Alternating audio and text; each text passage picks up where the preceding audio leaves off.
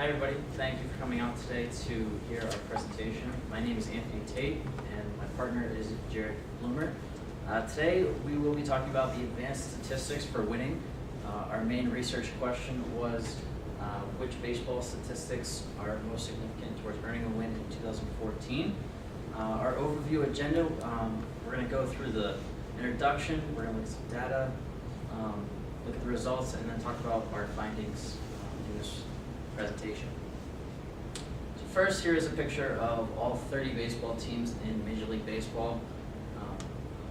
They consist through the National and American Leagues. They play 162 games per year, 81 at home, 81 on the road. And we found through the 2014 was offensively the worst year dating back to the 1960s and 50s for offense in Major League Baseball. And here is some charts for the season.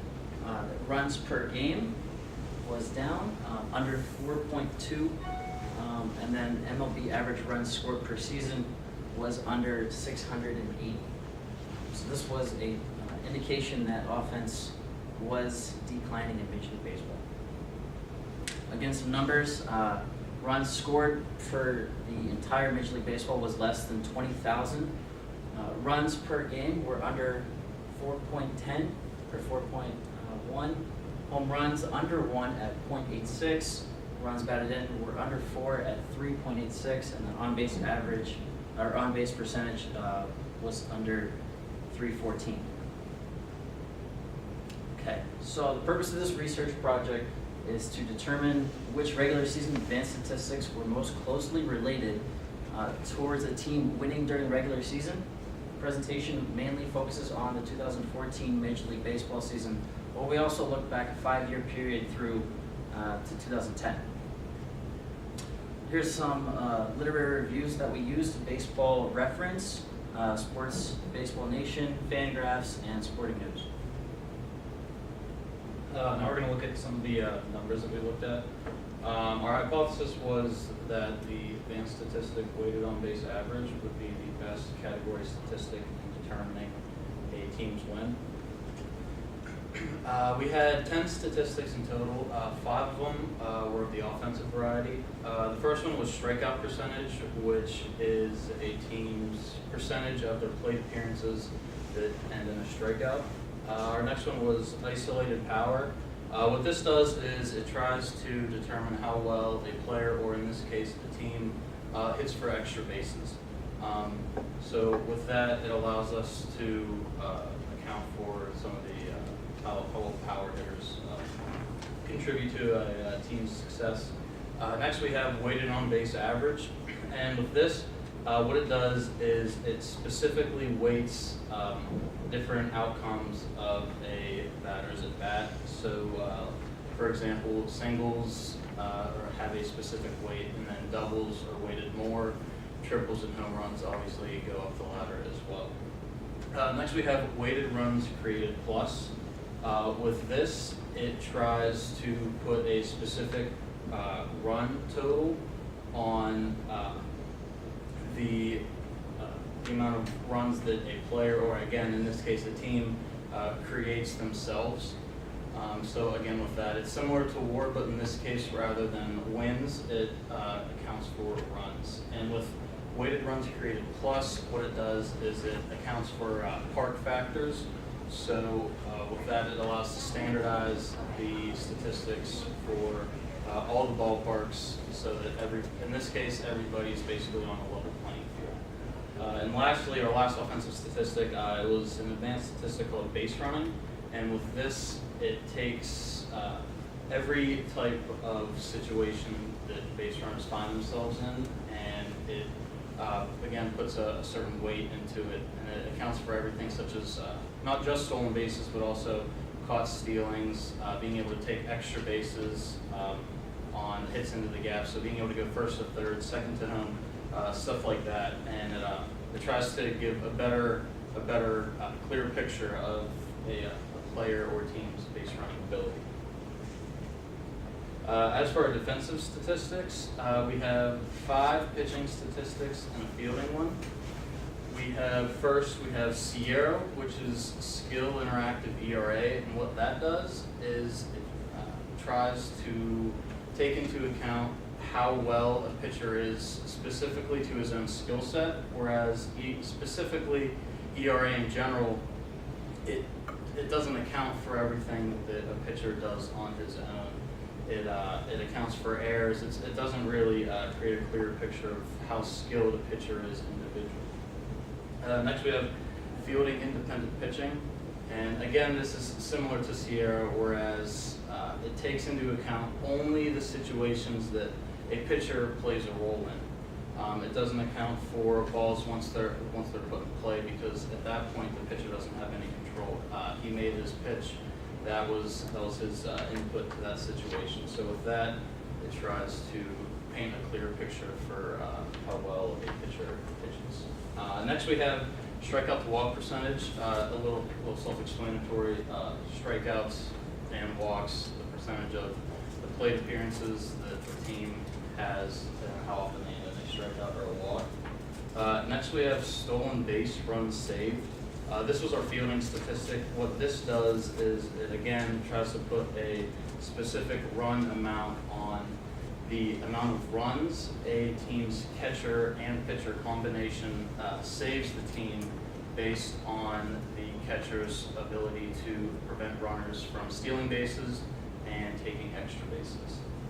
And lastly, we have ground ball percentage, which is the number of, or the percent of at-bats that end in a ground ball for a team's pitching staff. Again, this is our empirical model. We have our dependent variable wins for the 2014 season, and our explanatory variables are the 10 that I just excluded. Again, as we said before, we feel weighted on base average will be the best category statistic in determining a team's win. Fangraphs define weighted on base average as the most important and popular offensive advanced statistic. Again, as I explained earlier, weighted on base average accounts for unintentional walks, hit by pitches, singles, doubles, triples, home runs, and it accounts for the player's production at the plate. Okay, so next we're going to look at our data results from our empirical model. Weighted on base average, as you can see, was not significant, actually being the highest of all p-values. And we were happy with our model because the significance of the model was fairly high at 8.3 with an adjusted R-squared of 0.716. So we felt this model was a good indicator to finding a statistically significant predictor towards earning a win. FIP and weighted runs created plus were our two significant statistics.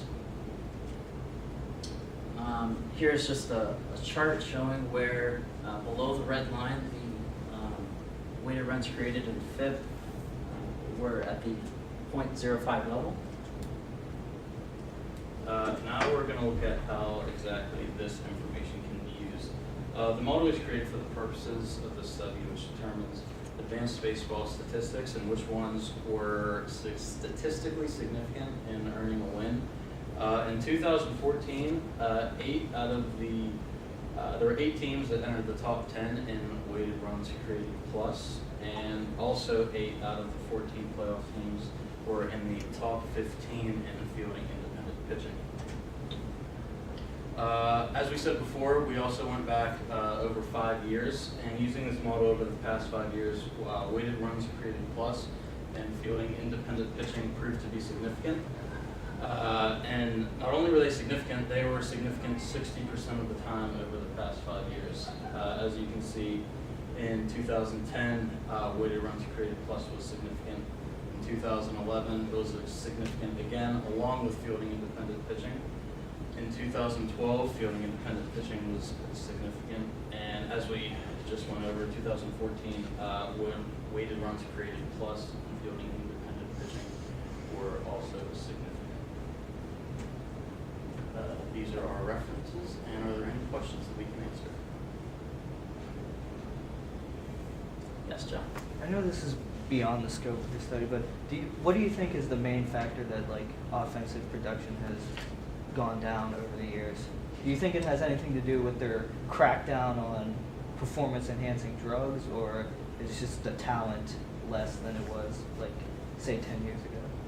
That's a great question, John. I believe, it's a little bit of both. Not so much on that the talent level has gone down, but you're correct in the performance-enhancing drugs. But I think the defense has gotten a lot better as well due to the shifts. Technology advancements have definitely helped, and pitchers have just simply gotten better. I'm gonna jump in here as well, and he mentioned it there at the end. Quite frankly, pitchers are just a lot better than they used to be. 5-10 years ago, if you had one guy in your bullpen or starting rotation throwing 95 miles an hour, I mean that was something, a bit of a wow factor. But nowadays, if you don't have 4 in your bullpen and 3 in your rotation, you're not going to be able to compete with other teams, and that's I think plays a big role in that as well. Anything else we can answer? Does league have anything to do with, I mean, the leagues play by different rules, so would these, do you think these variables would be applied both to the National League and to the American League? We tested both of them. What we did was we ran it in the National League, then we ran it again in the American League, and then we ran it for both. So we had And you 3. didn't see any differences? No. Okay.